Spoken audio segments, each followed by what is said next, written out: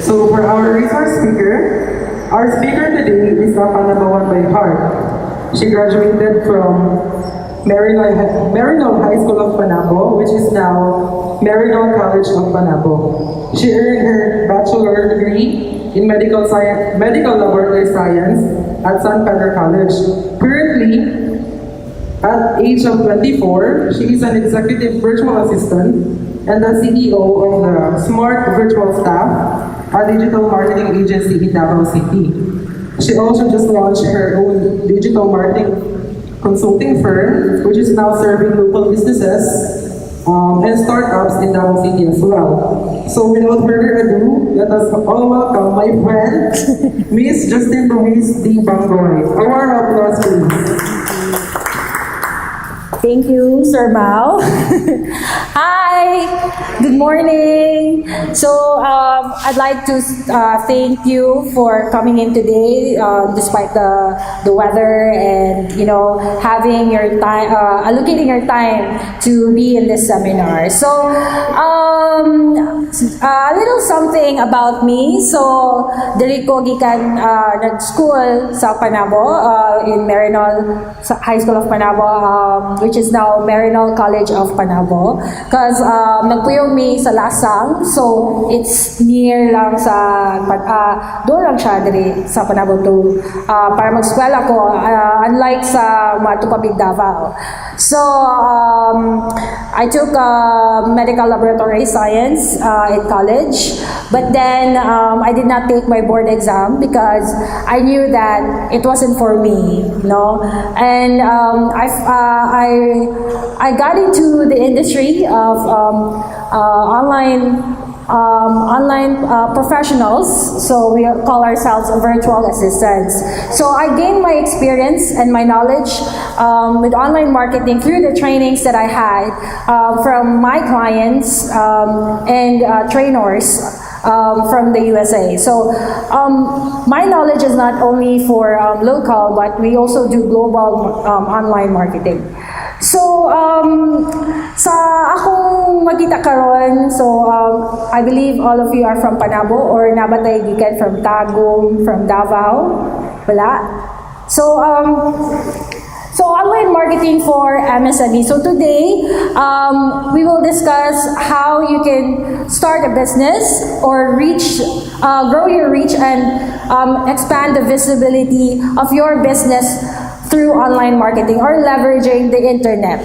So, I'd like to ask any one of you kung asa inyong mga phone. Do you have phones? Smartphones? Asa? In your pocket? Sa bag? Where? So, most of us is sa kamot, diba?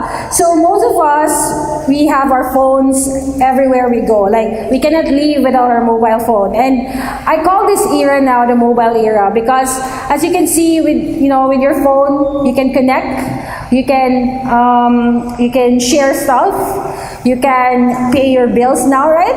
Through your phone, as long as it is connected with the internet or naamoy internet connection like mobile data, LTE, 4G.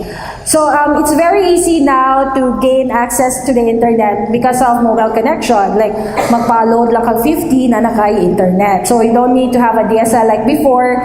Kailangan pa natong DSL or connection from the telephone to access the internet through the computer. But right now, with just your phone, you can access your computer. You're the internet. So, right now, everywhere we go, makita nato, tanan mga tao, they have their phone with them, di ba? Tanan nakaduko. Like, no more connection, no more socializing or networking. So, everywhere we go, skin sa bus or at the malls, at the coffee shops, so people are on their phones browsing social media platforms or texting. So this mobile era is number one, very advantageous. It's an advantage for the marketers, for the business or entrepreneurs or business people. Online marketing is another or an innovative way of marketing your business or reaching more people to to promote your business or your brand or your company. So that's just it is. So I know there are a lot of things going on in your mind. Okay, online marketing, siguro kailangan ako website, kailangan ako og daghang kwarta, or kailangan ako kaning mga tech-key, kailangan pa na ako mahibalaan kanita na. But not really. So today my goal is to make all things simple and a step-by-step guide on how you can start your business online or promote your business online. So, marketing is the act or business of promoting and selling products or services, including the market research and advertising. So before, we have the radio, the TV, when it comes to marketing. So before, it took many years to build the radio and the television, and also it took only big companies or businesses to advertise their products on the radio. So if you can remember the song "People Stay Here in Cagayan," so that's one advertisement in the radio, right? That still exists now, and they're actually promoting the hotel in Cagayan. And when it comes to television, it also took many years for marketers or entrepreneurs to realize that the right type of the right way to advertise on the television, it is to connect with the viewers. And most of us, we skip those commercials, right? Diba? Pag commercial na gani, balhinda yun. Kay dito na po sa pikas na teleserye, diba? So we do not want to be disturbed when we are having our entertainment or watching the television.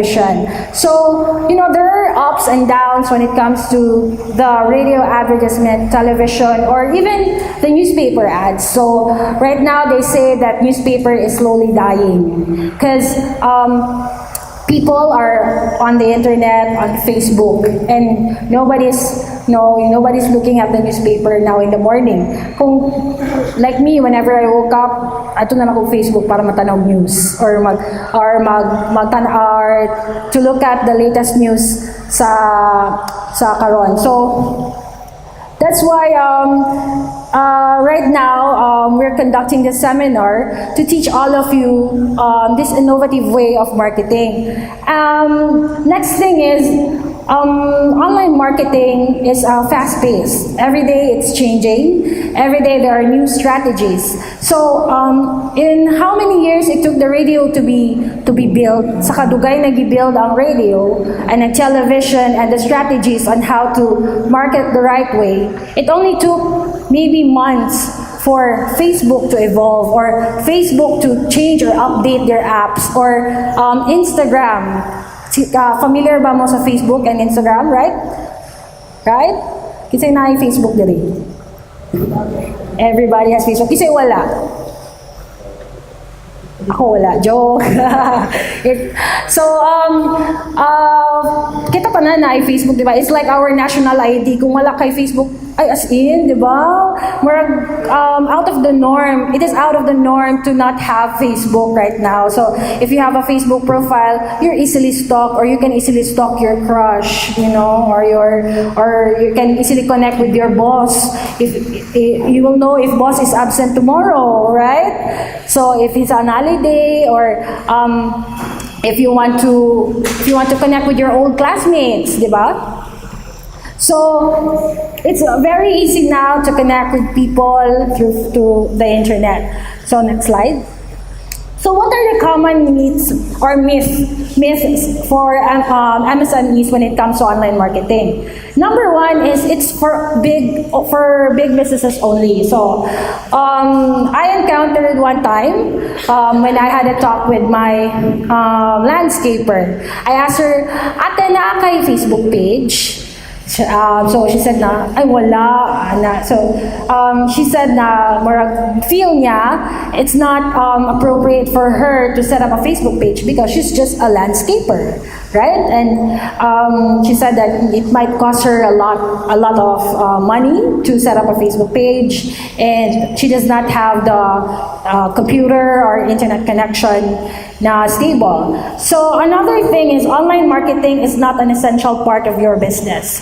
So most of us right now think that online marketing are just for techies or for millennials like us, di ba? Ay, para lang man sa mga vlogger, di ba?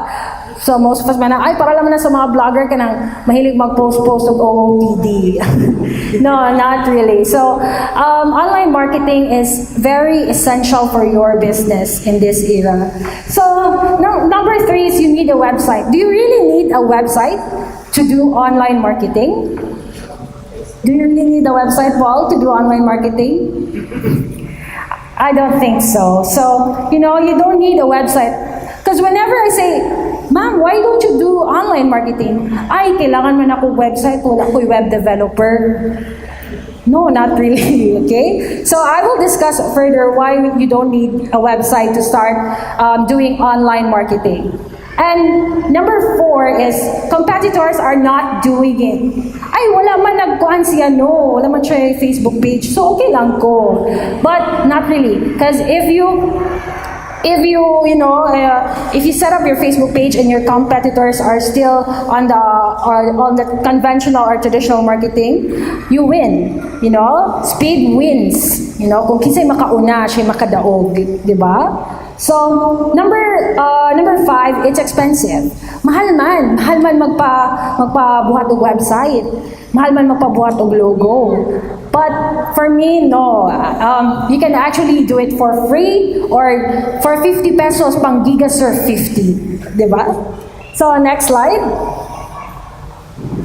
So for me, as a virtual assistant, I do a lot of stuff on the internet. I do email, I do website development, I do graphics, a lot of stuff. So there are a lot of stuff you can do when it comes to online marketing. But for me, Filipinos only need 2 platforms to master, or only need 2 platforms to set up for their business. So that's Facebook and Instagram. Why? Why wala YouTube, ma'am? Why wala Twitter? Wala Snapchat? Well, you can, but Filipinos right now are on these 2 platforms, diba? Where do you stalk your crush ba? Asan mo gina-stalk yung crush, ma'am? Oh, sa Facebook. Kasi nag-stalk diri sa Instagram kay Ann Curtis Smith, diba? So, whenever we stalk actresses or actors on the internet on what they are doing, we go to Facebook, we go to Instagram for legit accounts. So there are actually 2 platforms for me, okay? So you don't need a website. You don't need to do those email marketing, those SEO, whatever techie stuff you hear you read over the internet when you Google online marketing. So when you try to Google online marketing, you will see that you need optimization, machine, everything techie stuff. So for me, I'll make it this simple for Filipinos: Facebook and Instagram. Because that's, the statistics that our director has given you. There are millions of people on Facebook. What made our president, the president that he is today, right? We have beaten napildi na to ang media, ang traditional media, ang ABS-CBN. Joke. No? Napildi na to traditional media during the elections. It was just last year, right? So through social media, we were able to put Mayor Rodrigo Duterte as our president today. We were able to voice out what we want or who we want as president, despite all the bad news or all the news that the traditional media is giving out. So Facebook and Instagram. So next slide. So in this part, I will be teaching you how you can set up your Facebook, up to setting up your Facebook ads to Instagram and the proper branding. So first, I want you to watch this short clip or short video.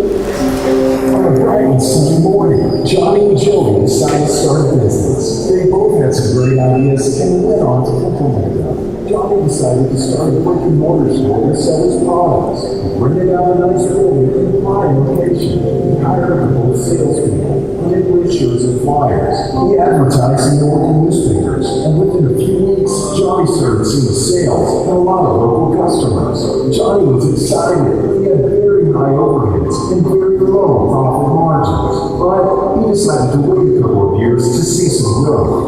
Joey, on the other hand, decided to start an online store to sell his products. Joey had a nice-looking website with a catchy name. He hired a good digital marketing company and outsourced all his online marketing to them. They came up with a strategy to create an online presence. They worked on creating unique and good quality content, implement SEO strategies, and also signed up for pay-per-click advertising. Within a few weeks, Joey started seeing sales and a lot of customers from all over the country. Joey was happy since he had very low overheads and very high profit margins. In a few years, Joey diversified and created more online stores for different products. A couple of years later, Johnny and Joey meet again. Joey tells Johnny about his marketing strategy, and Johnny realizes his mistakes. Traditional marketing can only get you so far. Think local, but act global. Digital and content marketing strategies help reduce your marketing overheads by 39%, thereby increasing your profit margins.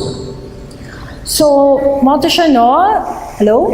So, we have both, we have two people who had a business idea. That's the difference, or that's the reality that we have now, in terms of marketing. So traditional marketing, printing leaflets, printing flyers, going into the mall and giving out those flyers is archaic, or karaan na kaya na siya na method for me. Because right now, you post one thing on Facebook, you do the right thing, you make it, you reach more people. So that's the beauty of online marketing. And why I mentioned Facebook a lot many times, because we will be focusing now on the two platforms as I've mentioned, Facebook and Instagram. So in this set of slides, I will be teaching you how you can set up your Facebook page. But I'd like to ask first, who has their own Facebook page now? Their own Facebook page, very good, very good. Kasi na sariling Facebook page para lang dyan silang self. Like a public figure. Like, parang more artista ba, di ba? So, I believe those who are already Facebook page are familiar with setting up your own Facebook page. But let's do this for those who doesn't have their own Facebook page yet. So, I believe all of you have your own personal Facebook account. No? Active pa ba ang email? Or kat pa bang emopunk_ ang email sa Facebook? Wala pa? Okay. So, okay, next slide. So, muna siya akong Facebook, pa rin ako ninyo i-add. Okay. So, to create your Facebook page, I suggest logging in through your computer or your laptop. Or kung wala mo yung laptop or computer, I guess you can do it mobile. Or if you can't do it on mobile, you can go to the internet cafe. So, when you log in, muna siya yung makita, di ba? This is what you will see when you log in into your account. And then once you log into your account, go to the left side. To the left side, you will see your news feed, your messages, shortcuts. So, mga shortcuts sa mga page. Dagan dito page gina-manage, di ba? And then, explore your on this day, mga bad memories, good memories. So, mga siya, your groups, your posts, saved links. So, in this corner, there's this little corner. You go here and create page. This is the simple step. So, after that, next slide. So, once you have created a page, it will redirect you to this one. So, you will see that there are options here, natay options. So, pwede ka mapili kung unsa ba imo local business or place, company or organization, brand or product, artist or public figure ka ba, gusto nimo musikat? Sige, kani, di ba?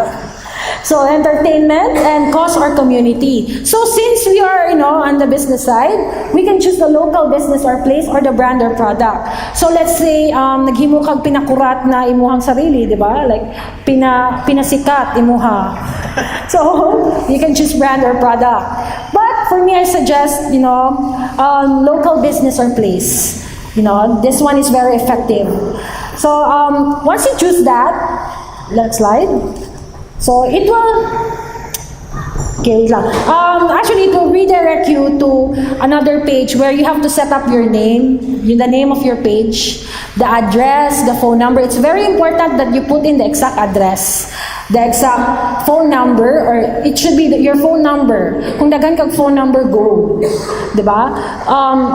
Put in your phone number and then the type of business that you are. So, unsa man ka, are you in agriculture?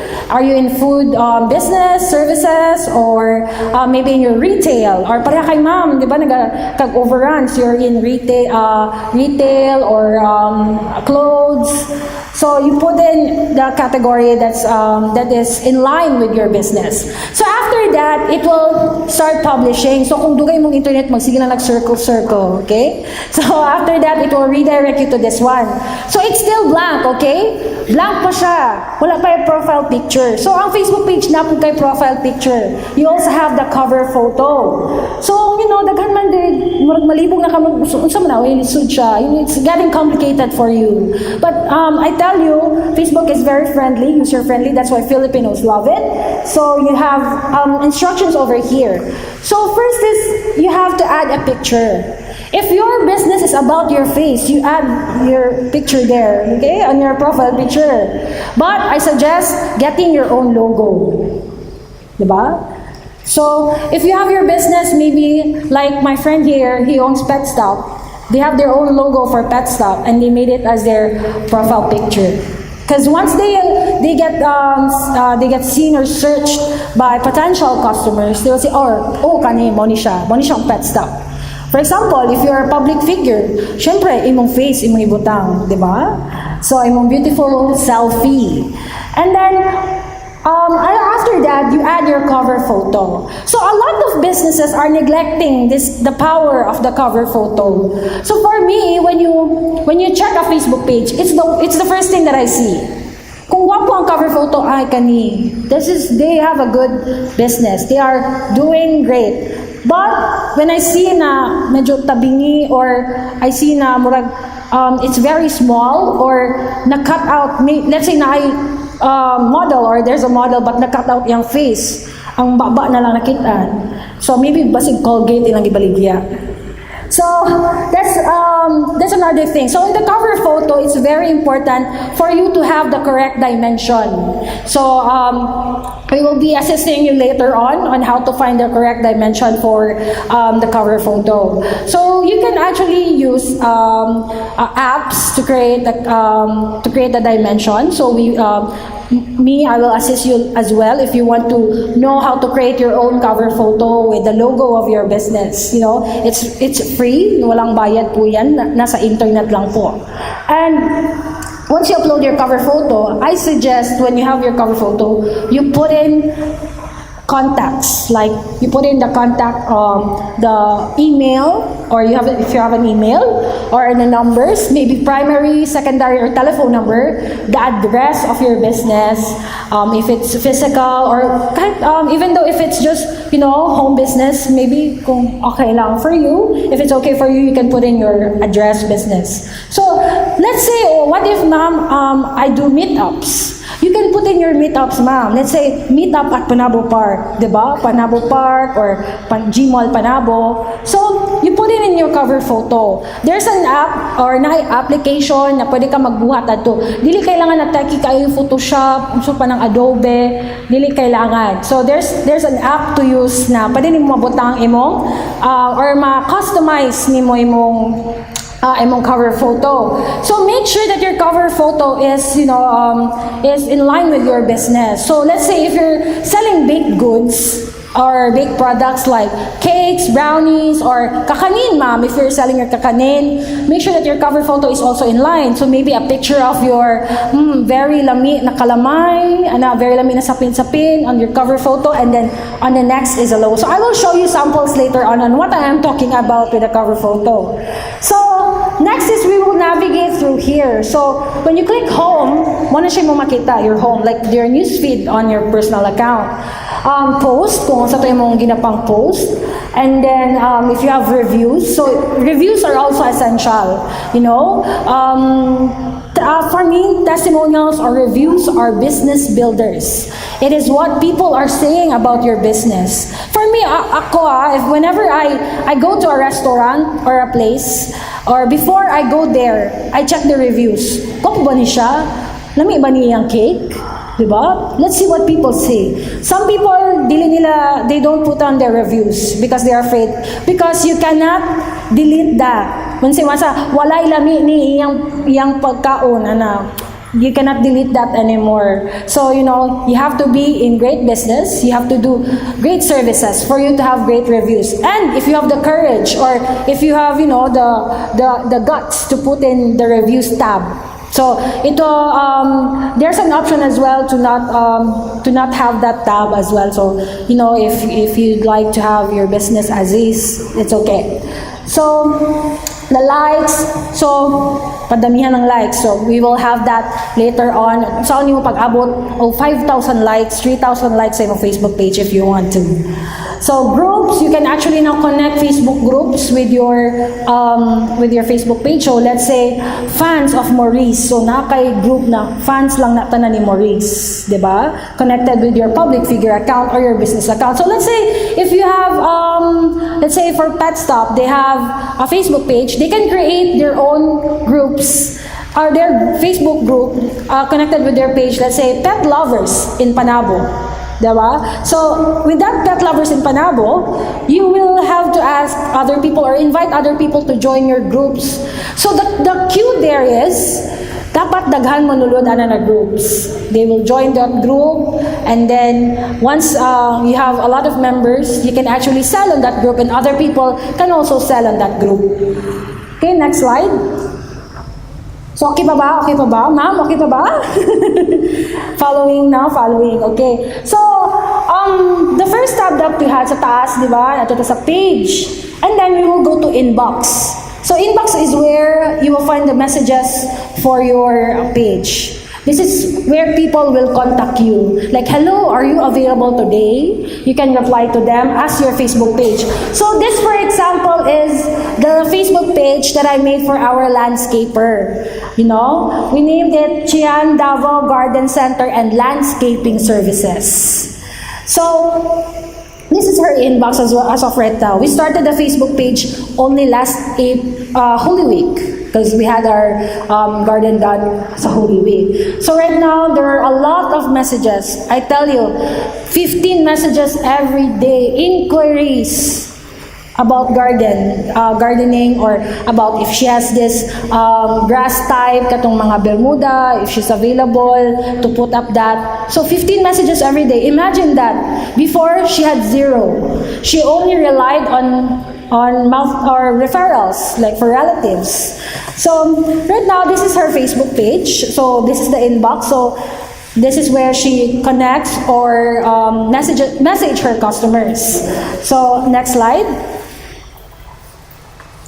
So on notifications, this is where you will see your notifications just like on your personal account. Who has commented on your post, kinsay nag-like sa imong post, or if there's another person who shared your post, so there are notifications. So you will also see likes, comments, shares, and activity, and the request. So if there's a request to tag, or na mga naga-request o love song.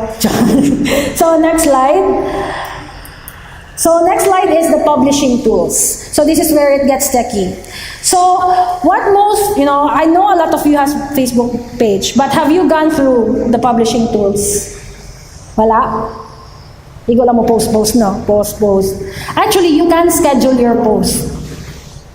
Bisa mo schedule pa ka for the next month, pwede ka ayo. You will have your holiday.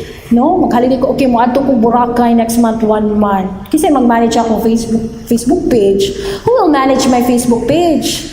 Should I hire someone? Or can I schedule my post in advance? You can actually schedule your post in advance on Facebook. Okay? So di ba, dito siya sa taas, okay ha? Just look at that publishing tools. Then you will see all of the posts that you have published or katong na post na nimo. And then once you see that, you will see how many people it's reached. Pila ka tawo na ang naka-reach or nakabasa ani nga post. So kung impossible dyan na mag-zero, okay? It's impossible to have it 0 because 1 or 2 or 5, there will be someone who will notice you. So as you see, We have 5.5K on our recent one. 5.5 thousand people from Davao City. Actually, that's a paid ad. But the organic one is, no, that's the organic, the click actually, so 32,000 pala all in all, ang reach. That's the click. 5.5K katao ang nag-click sa post and i-add to sa page niya. So, tagal kaayo. That's why we had like 15 every day, 15 inquiries. So, how do you schedule a post? What am I saying? You know, basta nga buwang siguro siya. So, schedule. You know, ma'am, sir, schedule a post. No, for your consistency. You know, the one important thing when it comes to Facebook is being consistent in your post. Because once sila, tanong sa mong Facebook page, ay, 2013 pa man last niya post. Or last week pa man niya last post. Di na siya active. No? So, it's very important to be consistent. Be consistent on your content. You know? Then, also, one thing when it comes to your Facebook post, be native.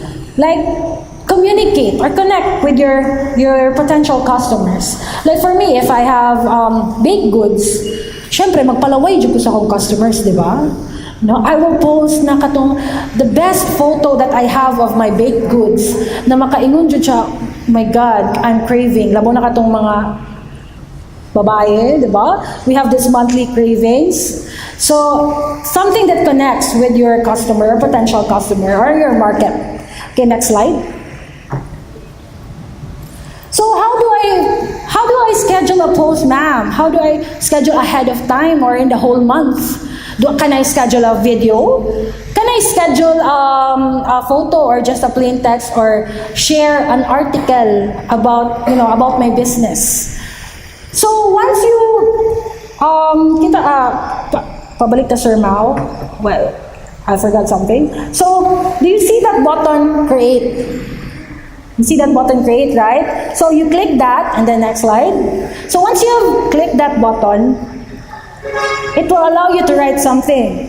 You can add a photo or video. You can add a product or an offer. Let's say sale 50% off on all overruns. So after that, you click this very small button here, this one. Okay? And then it will give you an option to schedule or backdate. Schedule is for future posts. You can schedule for tomorrow, for the next day, for the next following weeks. Let's say mag-holiday ka and you need to update your page every day about your products. You can schedule. Backdate, past post. So, sino bang may gusto sa nakaraan? Diba? So, backdate, you can backdate. Maybe you've forgotten to post something or you forget to post a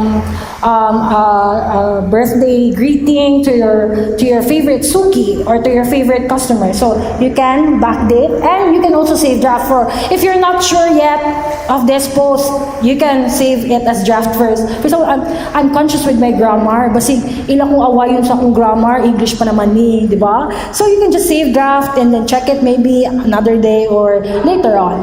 So, okay, next slide. So this is the settings part. So settings, mom, there's too many, it's very techy. So this is just very simple.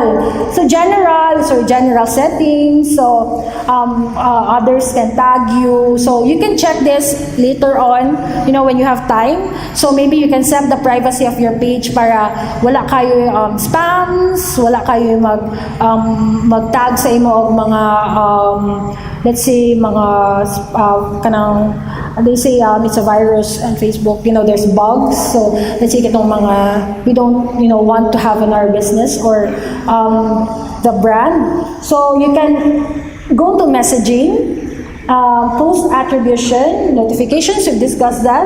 Messenger platform. So Facebook has is connected to another app called Messenger. That is the messaging app, right? Kasi wala yung Messenger dito. Messenger, if anyone familiar with Messenger, katong chat sa Facebook, mo to siya Messenger, the other app, right? You can actually have a Messenger without Facebook kung i-deactivate mo siya.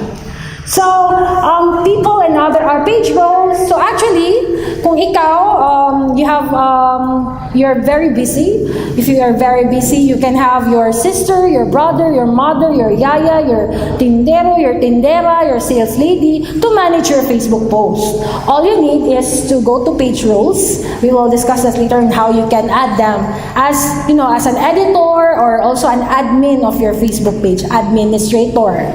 So yun mo, Yaya, can you be the administrator of my Facebook page so that I will be very popular? You will respond to the messages, you will post for me. So next slide. So other stuff there are very technical na. So I will just leave that out for this. Okay na. So actually on Facebook, you have a response assistant. So this is very new. I'm not sure. I think this was launched last year or last 2015, early or late 2015. So in this response assistant, you can actually reply to messages without you having to reply. It's like a bot. It's automated. So let's say someone sent you a message like, hello, are you available? Or do you still have this product? Or do you still have this, are you available for meetups? So you can send an automated message like, hello, we are out of town, or I will respond in 24 hours. Or you can have the option to, hello, I will respond in 24 hours, but if you need to contact me, you can call me on this number. So, balik ta dito, Sir Mao, sa previous slide. So, asa man to siya, ma'am? So, it's actually on the messaging or messaging settings or in the messenger platform. So, let's go back to our response assistant. So, response assistant is one way as well to connect with your customer and to see that you have great customer service, di ba? Customer service, kung pangit ang customer service, we won't go back to that hotel or restaurant. So, it's very important.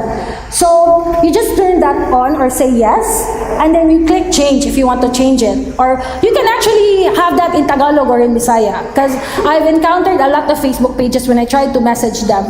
They say, babalik lang po kami mamaya. Kung kailangan niyo na po talagang kailangan niyo po mag-book ng inyong kwarto. I don't know, I think it was translated, but it was very good. So they gave out their number or their email in the response. Also, you can set your response time. You can change it now. So typically replies in 1 hour so that the customer can set an expectation. Okay, unya pa siya mag-reply. Di pareha niya. Di man ka-replyan. Okay? So, you can set the expectation that you can reply within 1 hour or within 3 hours, 8 hours. It depends on you. So let's say you have a 9 to 5 job. You're working 9 to 5 and then you can only manage your Facebook because Facebook is blocked on your office. You can just set it, within 8 hours. Tapos, stay responsive when you can't get to your computer or phone. So if you're not able to, you just say na I'm away for now, or I'm out of town. You just click change that to yes. You can click that and change to yes, and show a messenger greeting. So let's say they have added you or they liked your page and they've connected with your Facebook page. You can greet them, hi, thank you for liking our page. Blah blah blah. So you can give them a greeting. We have 20% sale, or we have 99% sale on all our overruns. Diba? Oh, 90% sale. They will go back to your Facebook page and they will go through your Facebook account again. So they feel like you are connecting with them. When you're trying to message them. Just by simply getting the instant reply, it's very effective. Especially when you're leaving your number. Kailangan na dyan ako mapalit og kakanin, ma'am, because I'm craving for sapin-sapin right now, 2 boxes. Di ba? And then they see your number and the instant reply, they will call you agad. They will call you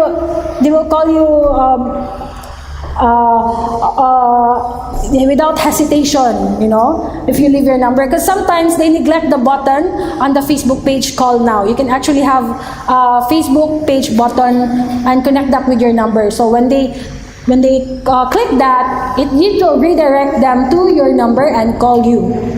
Okay, next slide. So page roles, this is what I'm talking about. You can have your yaya, maybe your anak, to be an admin on your Facebook page. So you don't have to do it alone, I believe that teamwork, is great for managing your Facebook page. So if you have hired a social media manager, diba? You have hired a social media manager for your Facebook page, you can add them here. But you can add other people as well, as long as you trust them, okay? Don't add people that you don't know. Di ba? Mag-post pa lang sila o picture nila sa imong Facebook page. So, assign a new person. Make sure that you are Facebook friends with them, and make sure you know them and trust them. So, just type in their name. So, type Maurice Crow. And then, you can assign them as your editor. So, pwede sila mag-edit sa imong post. Pwede sila mag-respond sa imong messages kung wala ka. They can respond to your messages if you're not there. You can post, they can edit. So next slide. So Facebook ads. So I think before I get into this,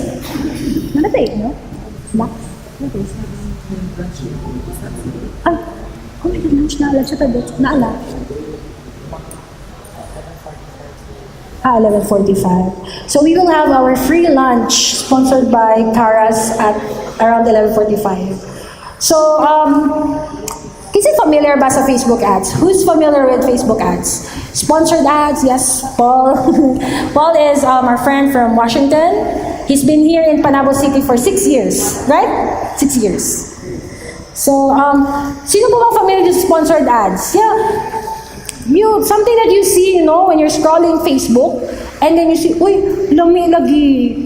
Kita kag spare ribs with a Coke na barbecue sauce. Diba? You'll see that Facebook ad. John, have you tried sponsored ads on your Facebook page? Once lang. Once. Is it expensive to have a Facebook ad? What do you think, ma'am? Mahal ba? Ikaw, ma'am, what do you think? How much do you think can you spend on a Facebook ad? Unsa ba? Mahal ba? Tanaw nimo magpa-Facebook ad? Murag, no? Mahal? Ikaw, ma'am? Wala pa ka-idea. Wala ka-idea. Kamo, ma'am. Nakita na mag-Facebook ad? Makita niyo ka ng lami, boy, nag-crave ko, tag dayon nimo. At boyfriend, baby, craving. Ano dayon? Have you tried it? Wala pa? Sir, ikaw, sir. Facebook ad. Ikaw, naka-glasses. Wala. Kana na-sponsored bitaw? Kana makita ninyo? Have you seen that? Sponsored? Sponsored? Kung na-sponsored, it means that it was paid. It was a paid ad. Wherever you go, you will see that. As, for example, your interest, kanang ginapang-like mo sa Facebook page, you're liking, siguro mag-like kag mga restaurant or mga food products like mga taste made, mga tasty, di ba? Kanang mga Facebook actually knows what you like and what you don't like. Diba? Is it amazing or is it scary that they know everything about you? Scary, no? Somehow. But it's great. Their interest. Are they interested in Coco Martin? Diba? Are they interested in Daniel Padilla? Are you interested in baby back ribs or in tuna? Anything that you like, they will be able to know that. So everything that you do on Facebook, it's an advantage for business people like us. So I think our lunch is ready. Is it ready now? No, because I believe when we discuss this one, mas magutom mo sa mo. Situation, right? So it's very evident. So the catch there is, how do these people pay their taxes? So it's very evident when it comes to online stores that they are not actually registered yet, and that is what we are promoting here in Negosyo Center. Doing online marketing the right way. So online marketing marketing is not just the act of selling online, you know. So if you have an online store, I suggest registering it, you know, paying your taxes. Because I had the experience as well. So back then, when I was in college, my boyfriend right here, very supportive. We had this cheesecakes, you know, we had this online store, we sell cheesecakes. So we sell cheesecakes, you know, just on Facebook. I sell it as well on my network. The problem there was a lot of coffee shops were contacting us. You know, they were trying to get us as their consignee. They want to buy our cheesecakes, but they want receipts, OR, official receipts, for them to have, you know, it accounted. So that was the problem. So we had to close or stop the operation because, you know, there were as well feedbacks that we had to register the business because we're trying to consign with coffee shops. So that is one thing, and we will discuss this at the end as well. So on the importance of registering your business, you know, you can do online marketing, you know, but having an online store, especially when you have refunds or customers try to ask for refunds, they cannot ask for refunds because you don't have the receipts, right? You don't have the receipts. So there will be arguments. Pwede ka nila i-Facebook shame. Post nila, taas tayo. Scam. Di ba? You can be sued as well. When when they receive a product that is different, or, you know, lahi na kayo sa ilang request. So let's say nagbaligya kag iPhone 6s Plus, but what you gave, or you said that it was original, and you're a store, diba? You're a store, an online store na you're selling iPhone 6s Plus, and then you gave them the fake one. They can actually sue you, you know. And on the side of the customer, they cannot make the what do you call this? The complaint, diba? They cannot make complaint, especially when with food products, you know, if there are you know, contaminations as well. So in this seminar, so my goal is to provide a strategy for business people, and to also know the importance of registering your business and paying your taxes, because it pays well. You know, it pays. It pays. It will pay you back. You know, when you pay your taxes. You know, that's the importance. Because as me as well, I just registered my business through Panabo City Negosyo Center. I hope that answered your question, sir. Because with taxes, I'm still not yet, you know, familiar with the run through, especially with us virtual assistants, because we just launched our category, I think, when it comes to but in terms of the OR, the official receipts, that is the one thing that we cannot provide when we just have an online store and not registering our business. So if we register the business, if you're just marketing online and you don't have a stall, I believe you can have your home address, right? Your home address when trying to register your business. Have the payment method. How do you pay for Facebook ads? Do you go to the Facebook office and pay to them? Or do you need to have a legit business to put up a Facebook ads? Or do you have to submit requirements? So I know you are familiar with Facebook ads, katong na sponsored, right? As what I mentioned a while ago. Katong na sponsored, and then makita dyan mo siya balik. Bisa wa ni mo gilay ilang page, no? Like before, during the television, radio or television era, we had this commercials. Diba? Katong mga Tide, mga surf, diba? Natin mga commercial. But what it actually does is it disturbs our personal space. You know, tanong teleserye, you're watching your favorite sampalan moment, and then you click a commercial. It's disturbing your entertainment. So, when the commercial comes, you change your channel, diba? Changing channel. So, sayang ang spend for that commercial, di ba? Mahal ang airtime nila. Like, I don't know if it's 100K or 200K, you know?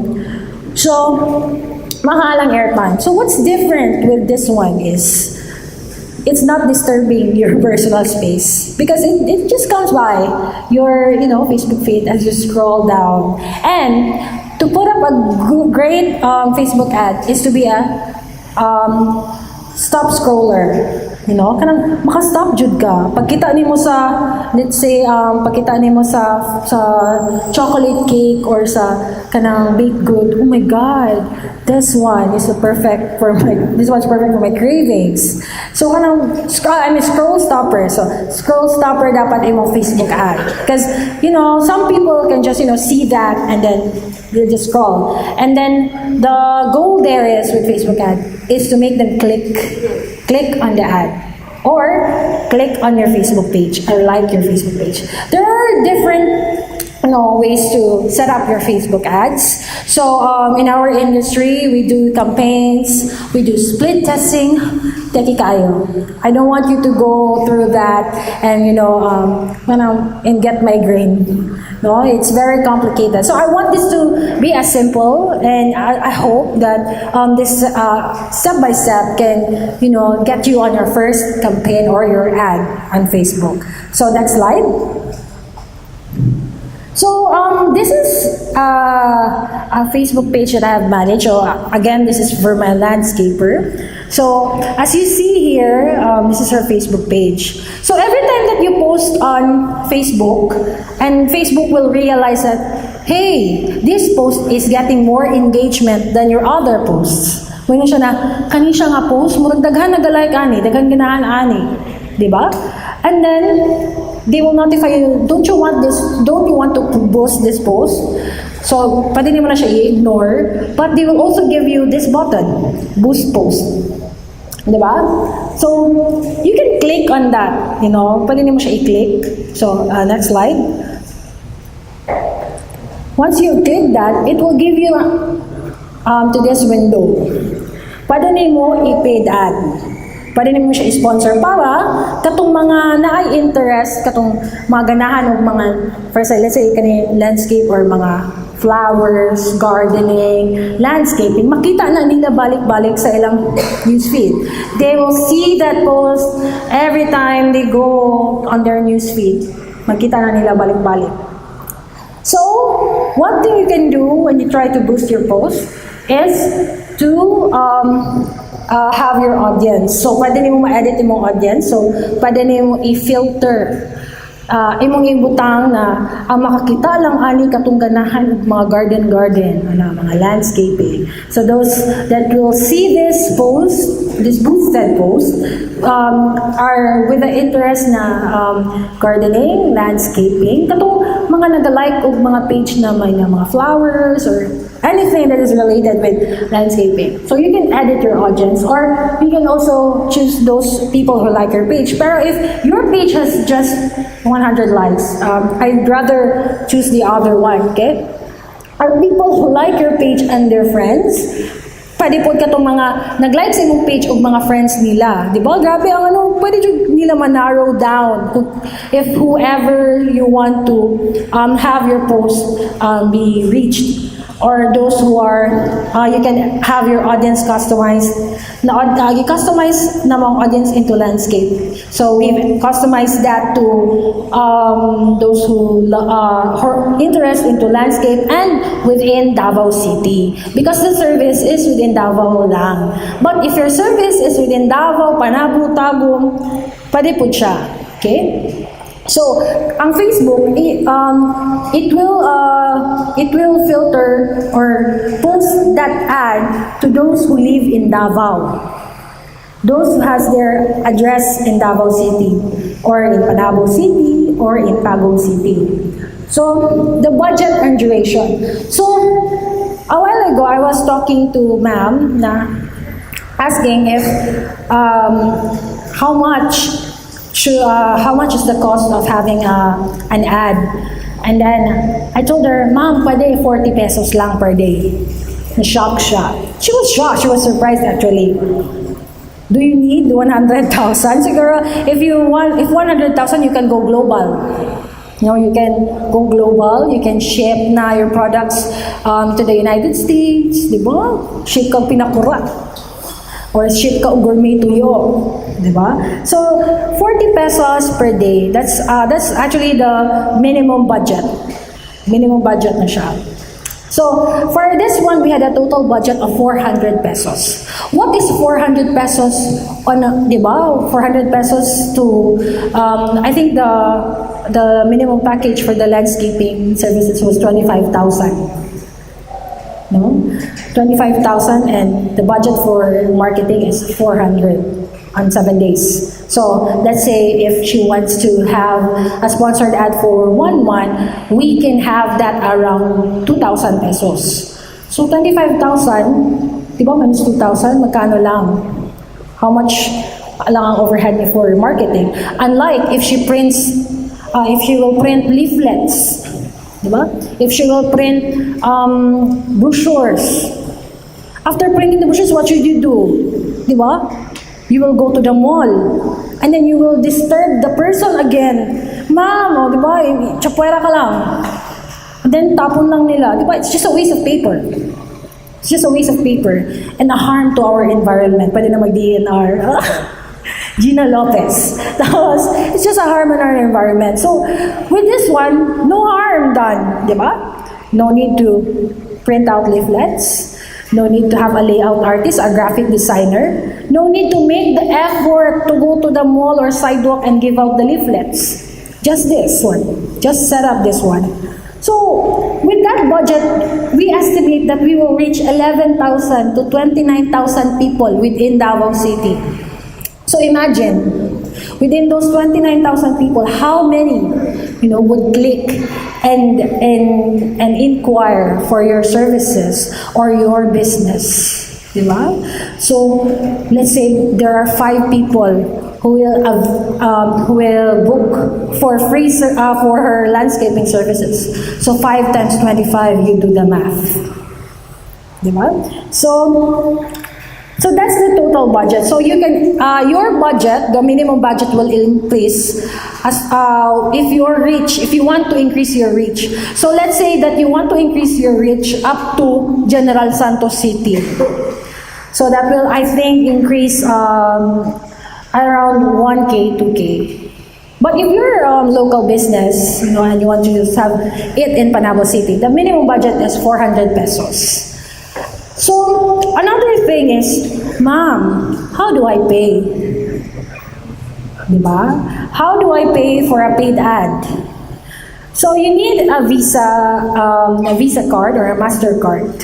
If you're not familiar with a Visa card or a Visa account, you can apply on banks like Union Bank. So you can apply for, I think that was 250 pesos. It's just the requirements that's very tedious. Kailangan yung requirements. The sample Visa card. This one. This is Ion. I'm not sure if it's available. I think it's not available anymore. But actually, this one is available at 7-Eleven. It's called Ion Steel, but it's just 150. Nasa 7-Eleven. I'm not sure if GCash is MasterCard or Visa. East-West. Yeah, pwede na siya. Visa. Basta Visa. Visa. Oh, 100 pesos East-West. See that. So, pwede siya Visa or PayPal. So, if I discuss PayPal, it will be very complicated because when setting up PayPal, so actually PayPal is very useful when buying and selling online. But I suggest this if you have, a greater market online because that's what we actually use with digital products or with us, virtual assistants or freelancers. So, if you have a Visa account or a Visa card, you can add that as a payment method on your Facebook ad. But another thing is, ma'am, I cannot have a Visa account or a card right now because I have, I don't have the requirements yet to apply at the bank, or I don't have the capacity, but I want to really start my business. So you can actually go to digital marketing agencies, like our agency IDMC. We provide services like this one. So we can create your campaign for you, create your Facebook page, create the strategy as well. So this is what we do, So we have created this campaign, your Facebook ad. So with that taken, there's every possibility for you to set up as well your Facebook ad. So just make sure that you have a Visa account. So you don't need to go to Facebook office, nasa States po yun. And meron naman ata sila dito sa Philippines, but they're not accepting payments in cash. They just do online. So next to that, so here, this is how it looks mobile, okay? When you try to boost your post mobile, so you can categorize your audience. Pwede mo siya categorize according to location and age. So let's say that your age is, you're selling haplas. Wonder Haplas, and your target market is people, with rayuma, diba? Or our lolos and lolas who would like haplas. So you would categorize the age to maybe around 60. Uy, meron or 40 years old, or 30 years old, even our maybe tired father, mother, ganhan sila haplas. So, and the characteristics, what are their interests? So, kung haplas imong baligya, unsa may interest nila? Pain relief. Very good. 1 point. May isa kang carrot cake mamaya, ma. Ano pa ba? Sige, lang na to, dili hapla. Massage, di ba? Nagaling. Very good yun. Duha na ka carrot cake. Sige, karas. Duha ka carrot cake na. So, di ba, those are the interests. So this one, di ba, garden design, garden landscape design. So it's very narrow na. So gardening, home, and garden, landscaping, balik-balik, no. But those are the keywords that you want to target, di ba? And our total budget is 400. So with that audience, the minimum budget is 400 since we are just targeting Davao City. So the estimate was 10.8 to 28.6 thousand. We are talking thousands here, When you set up your Facebook ad, don't expect to reach just 400 people. You will reach 28,000 people. I think the largest campaign that I had was 100K. That was for Uncle Dan's Brown Breads and Bars. So that was a food product. So to edit your audience, that's how it looks on the window. This is mobile actually because I wasn't able to screenshot last night and the gender. So, if you're selling makeup products, makeup, blush on, lipstick, you can target female unless there are males na, di ba, mali mo, di ba, they are giving that as gifts for their girlfriends, makeup. So, that's how to boost your post. So, just make sure to add your payment method, narrow down the characteristics, the age limit, di ba? But usually it's 18 to 65.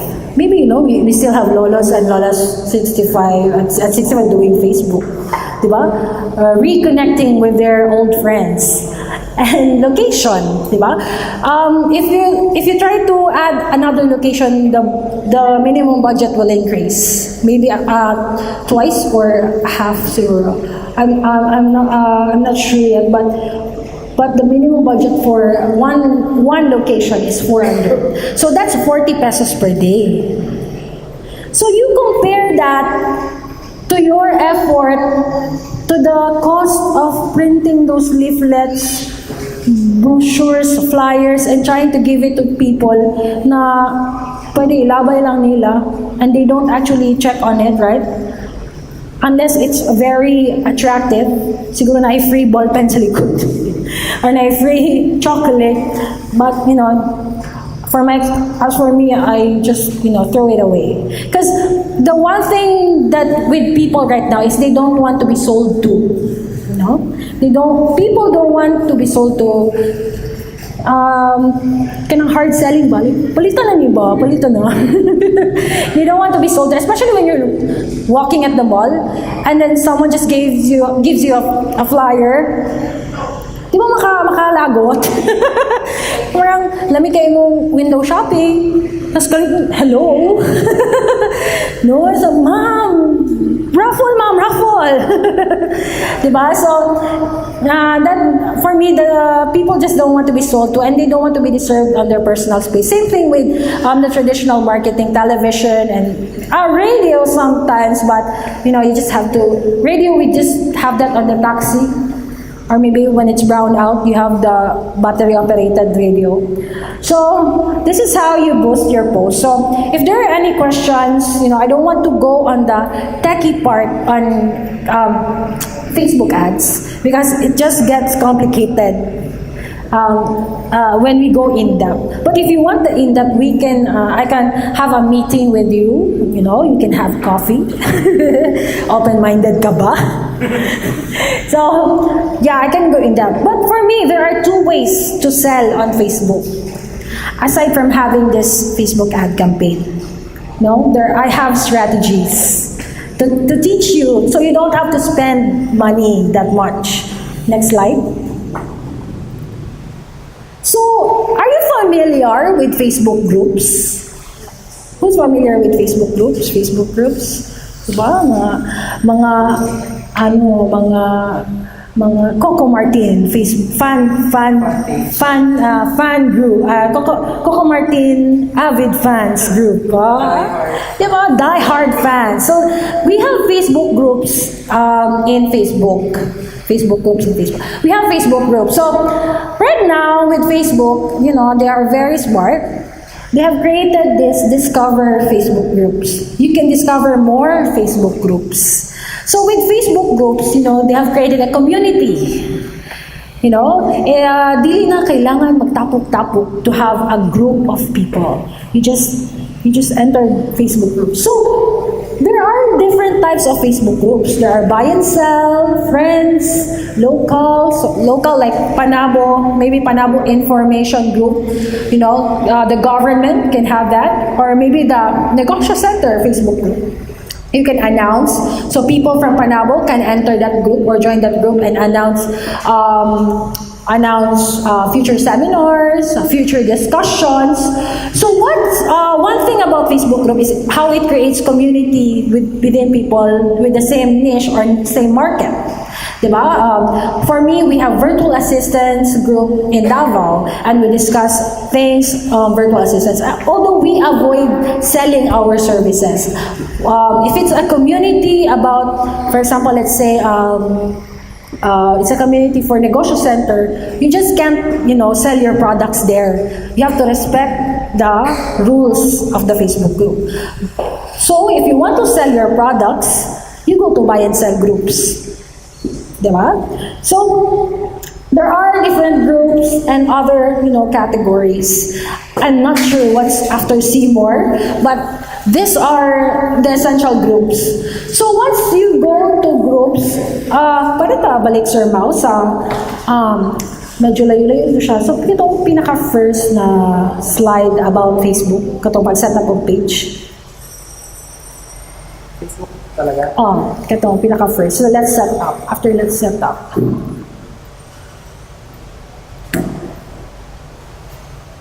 There. Sorry, katong.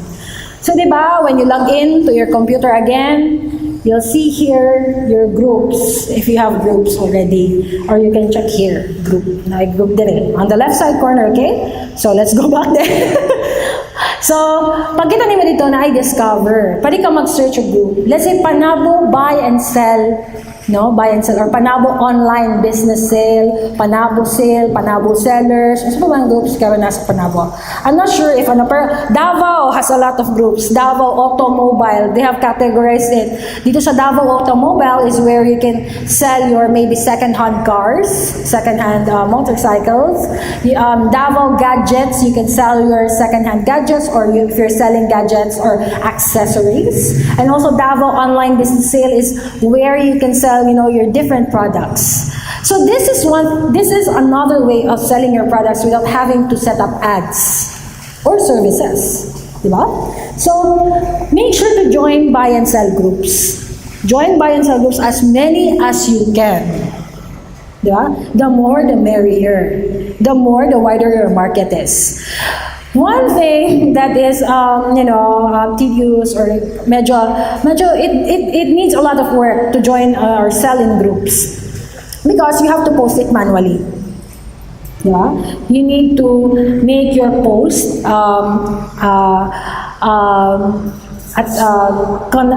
you need to make your post that drives attention. Na, let's say, 50% off on all iPhone 6s Plus. O, diba? Sharon, hindi sila mag-comment. So, you join Facebook buy and sell groups, and then it will give you an option to put on or put a post or sell a product. So, once you sell your product, make sure to post the price. No, don't wait for people PMCs. How much is PM send? That's my pet peeve, Just put your price. Be upfront. Or like, prangkahan na. Kung tag 100 na lang Jude, di ba? So, put your price and then put a description. So, let's say you're selling brownies. So, 100 pesos. That will be highlighted when you post it. 100 pesos, and then the description, these brownies is so very delicious, blah, blah, blah, blah. And then a photo of your brownies. So make sure na ang brownies ni mo imuha jud na, ha? And then the picture is yours as well. That is the product. Do not grab photos, okay? Natay cybercrime unit sa Davao. Do not grab photos. Use your own photo. Also, if you're selling second-hand item, make sure to take a photo as well. Because if you don't have photos, it will not, get the attention of the members of the group. And another way is, if you see people are commenting up, especially, that's the way of making your post back on the top of the post on the group feed. No, pag kita rin mo dito sa post, something up. So they're commenting up or dot up, like up. Post is up, meaning up. Pina-post na up. So once you post on the groups, after maybe 2 hours, comment on your post para musaka siya sa taas, makita na po siya sa mga members. Diba? At sa I know it takes a lot of work for this strategy. So this one, you don't need to have paid ads. You will have great visibility because the members of the group will see your product. You can also attach the name of your page. Make sure that check my page for more, and then link them to your Facebook page, or check in on your page. Like what mom said, Mom, can I check in on my page? Can I check in on my business if I already have a Facebook page? Yes, ma'am, you can. Diba? As long as you have the address on that Facebook page. So that's another strategy, go to buy and sell groups. Because, let's say, I think Davao Business Online Sale has 200,000 members. And I don't think they are all from Davao as well. There are a lot of people joining that are not from Davao and trying to reach the market in Davao. So that's one thing. So I have seen a lot of posts there selling munchkins, selling mango float, diba? So there are a lot of business opportunities. That's how we started as well with our cheesecakes back in 2012 or 2013. We sell our cheesecakes through Facebook groups. And then I think our monthly income with that, just selling on Facebook groups, we were not able to set up a Facebook ad because we didn't know how to. No, back then I didn't know how to do Facebook ads. So we just opted to post on Instagram and on Facebook groups. So you don't. There's no cost. You don't have to pay anything to post on Facebook groups. So that is one strategy. If you're starting out and you still don't have the budget for Facebook ads, this one will work. And just make sure that you are legit and you're not scam. Kusog kayo sila mag-post ng mga scammer. If you're a scammer, post ka agad. Scam. No, people are not scared of even posting or defaming you on Facebook. So just make sure that you're legit, you respond to their comments, you respond to their messages, and redirect them to your Facebook page so that they know you're legit. Ay, okani, bongga, my Facebook page. Oh, don't PMCs, PM. Just put your price and be, upfront. And the right description, well lighted photo. No, please, guys, I tell you, if you have a product, please do not, take a photo with the background of your sinampay, okay? Or your bulingon on the likod. Make, kung pwede, white background, kanino, pang vlogger, ganyan, photo. And make sure it's well lighted. So, dapat ka napoy light, ayun ka nang ngit-ngit kayo. Di ba makita yung sis? Di ba makita ng bikini? So, makita sis? Di ba? So, that's another way of selling online. So, you don't have to set up Facebook ads first. This one strategy is something you can start with, with your product.